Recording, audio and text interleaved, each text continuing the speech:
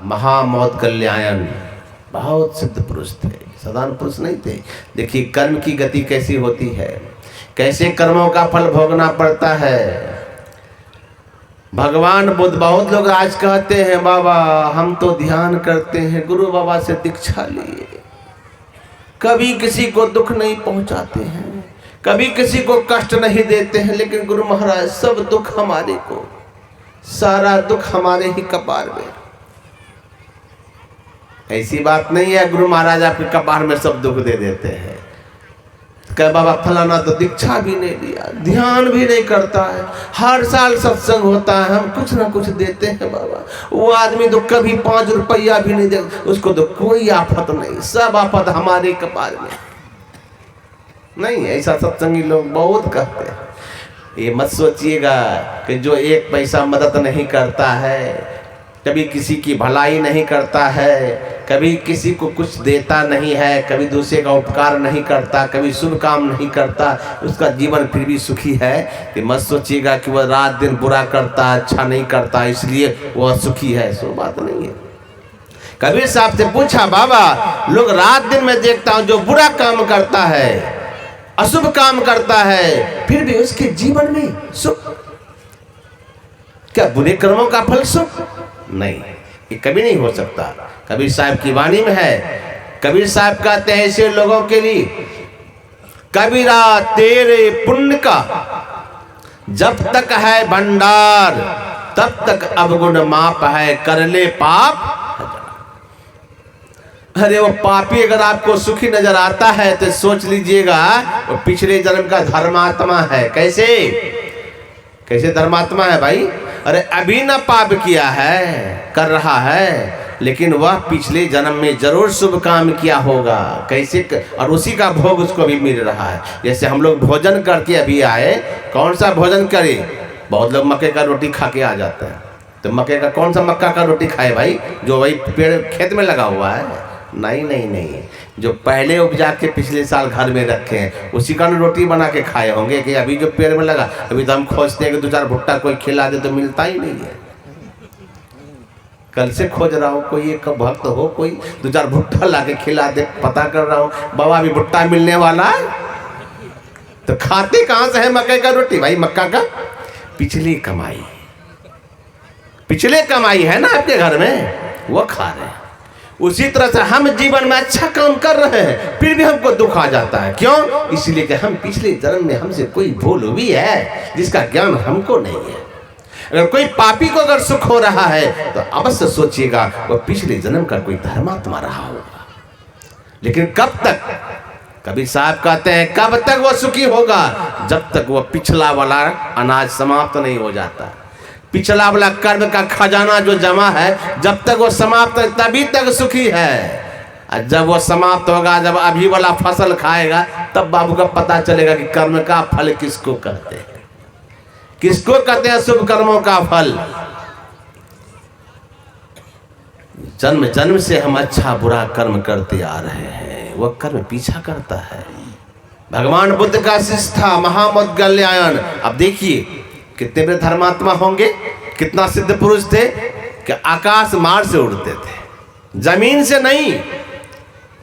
अरे हम आप तो गाड़ी में बैठ के चलते एक जगह ना, इतना बड़ा भिक्षुक था भगवान बुद्ध का महामौद्गल्यायन कि आकाश मार्ग से उड़ के जाता था, कहा जहां मन वहां। इतने सिद्ध पुरुष महामौद्गल्यायन। लेकिन क्या हुआ, एक दिन जंगल में उसी को पकड़ के चोरों ने, डकैतों ने इतनी पिटाई की जंगल में कि एक एक हड्डी को तोड़ दिया। अब सोच सकते हैं कि अब आजकल के महात्मा को अगर कुछ लग जाए 2-4 डंडा, तो अभी देखिए पूरा बनमनखी धरारा मोहनिया पूरा हल्ला, अरे लग गया एक डंडा, 4 डंडा लगा। अब बेचारा कुछ किया नहीं, 4 डंडा लगा। वहां क्या हुआ? हड्डी हड्डी तोड़ दी गई। सिद्ध पुरुष कितने थे? आकाश मार्ग से उड़ने वाले। लग गया डंडा। इतनी पिटाई की डकैतों ने, चोरों ने, कि शरीर का एक एक हड्डी नस नस तोड़ दिया। बहुत पीड़ा होने लगी तो शरीर से निकल के बाहर जाके बैठ गया डाल पर और देखने लगा शरीर की दुर्गति को। देखिए इतने पुरुष महापुरुष थे। लोग कहते हैं कि बाबा को भी बीमारी होता है। हम लोगों को जब कभी दवाई खाते हैं तो बाबा सत्संगी बहन कहते हैं, बाबा आप लोग भी दवा खाते हैं, आप लोग भी दवाई खा, आपको भी बीमारी है, लीजिए। बाबा को पत्थर का शरीर है कि बीमारी नहीं होगा? बाबा को बीमारी नहीं हो, बाबा को सर्दी ना हो, बाबा को खांसी ना हो, बाबा को डायबिटीज ना हो। मतलब जो बाबा है उसका शरीर लगता है कि पत्थर का बन गया, उसको कुछ होगा ही नहीं। लेकिन अगर हो भी रहा है तो कहीं ना कहीं उसके जन्म का कर्म का चूक है, कुछ तो है। तो आपके बगल में सिकलीगढ़ धरा रहा है ना, आप लोग अच्छी तरह से जानते हैं पूज्य सिरधर बाबा को, और आप लोग हमसे ज़्यादा जानते होंगे बाबा को, हमसे ज़्यादा जानते होंगे। मैं तो सुन के जानता हूँ। आप लोग बुजुर्ग आदमी देखे होंगे बाबा के अंतिम समय में कितनी दम्मा, कितनी खांसी की, लोग कहते थे खून निकलता था मुँह से। और गुरु महाराज कहते थे जो सिरधर है वह मैं। सोच सकते हैं, गुरु महाराज कहते थे जो सिरधर है वह मैं हूँ। लेकिन ऐसे पूज्य सिरधर बाबा अंतिम में कितना कष्ट काटा है, जो उनकी सेवा में रहने वाले को पूछ लीजिएगा। एक बार अगर गुरु महाराज से मांग लेते, कह देते गुरुदेव मेरी पीड़ा को हर लीजिए, या गुरु महाराज चाहते कि उनकी पीड़ा को हर सकते थे। लेकिन मैं सुना हूं कि गुरु महाराज कहा करते थे मैं चाहूं तो अभी ठीक कर सकता हूं, लेकिन अगर मैं इसको ठीक कर दूंगा तो सिरधर को पुनः जन्म लेना पड़ेगा।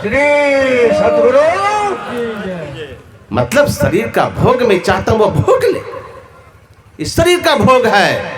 गुरु महाराज को भी हॉर्निया का ऑपरेशन हुआ, पूज्य बाबा को तो मैंने कितनी बार ऑपरेशन कराया। संत शरीर का भोग इसी जन्म में भोग लेना चाहते हैं कि हमें फिर आना ना पड़े। इसका मतलब नहीं है कि उसको बीमारी हो गई तो वो महात्मा ही, सिद्ध नहीं है। सिद्ध पुरुष को भी कभी कभी कर्म का भोग वो भोग लेते कि हमें पुनः संसार में आना ना पड़े। महामौदगल्यायन इतने बड़े महान शिष्य आकाश मार्ग से चलते थे, चोरों ने इतनी पिटाई की, शरीर की दुर्दशा कर दिया, अब पीट करके चले गए, शरीर टुकड़ा टुकड़ा, अब हिलने डुलने के लायक नहीं। तब शरीर में प्रवेश किए, शरीर में प्रवेश किए, और प्रवेश करके जब शरीर को उठाए तो शरीर हिल डोल नहीं रहा है, खड़ा होने लायक नहीं, और अपनी सिद्धि शक्ति से शरीर को आकाश मार्ग से फिर उड़ाए। उड़ाते हुए कहाँ ले गए? भगवान बुद्ध इसी तरह बैठ करके भिक्षु को उपदेश कर रहे थे। भगवान बुद्ध के आगे वो शरीर को धीरे धीरे रख दिए और भगवान बुद्ध का दर्शन किया। देखिए बुद्ध साहित्य को पढ़ के देखिए, भगवान बुद्ध के चरण में जाके शरीर को रखा और प्रभु का भगवान बुद्ध का दर्शन करके निर्वाण गति को प्राप्त कर ली। ऐसे सिद्धत शिष्य भिक्षु ने देखा इस दुर्दशा को।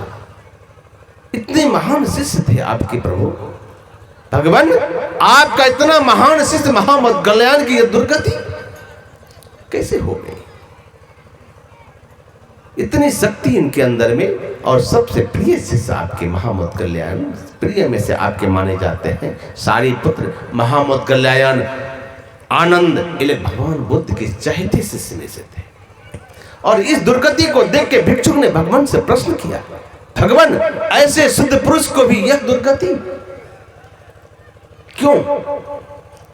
भगवान बुद्ध आंख बंद किए और कहा, भिक्षु इस जन्म में न यह सिद्ध पुरुष बना है, लेकिन इसका पिछले जन्म का कर्म का भोग था। क्या भोग था प्रभु? कहा ये पिछले जन्म में अपने माता पिता, बूढ़े माता पिता को ले आके जंगल में छोड़ दिया था। अब पिछले जन्म में भूल हुई थी महामौदगल्यायन से कि अपने बूढ़े माता पिता को ले आके जंगल में छोड़ दिया था, और वहां के हिंसक प्राणी सिंह भालू जो भी था हिंसक प्राणी, इनकी माता पिता के शरीर को नोच नोच के हड्डी तोड़ तोड़ के खा गए। वही चूक हो गई पिछले जन्म में थोड़ी सी, जिसका परिणाम हुआ कि इस जन्म में इतने शुद्ध पुरुष तो बने, लेकिन इसकी भी हड्डी पसली तोड़ी गई। अर्थात यह पिछले जन्म का फल था। अगर यह माता पिता को नहीं छोड़ते तो आज इनको कर्म का फल नहीं भोगना पड़ता। अगर मैं इस कर्म को टाल देता तो इनको फिर अगला जन्म लेना पड़ता, फिर संसार का दुख भोगना पड़ता। भगवान बुद्ध तो चाहते तो कुछ भी कर सकते थे, लेकिन बुद्ध जानते थे कि अगर मैं इस कर्म को टाल देता हूं तो पुनः इनका भोग भोगने के लिए इसको मानव का शरीर में पुनः आना पड़ेगा। तो महापुरुष अगर कभी कष्ट में दिखे तो समझिए कि वह पिछले जन्म का कर्म का भूल का चूक का जो भी गति है उसको वे भोग के दुनिया से जा रहे हैं, फिर उन्हें मानव का तन लेना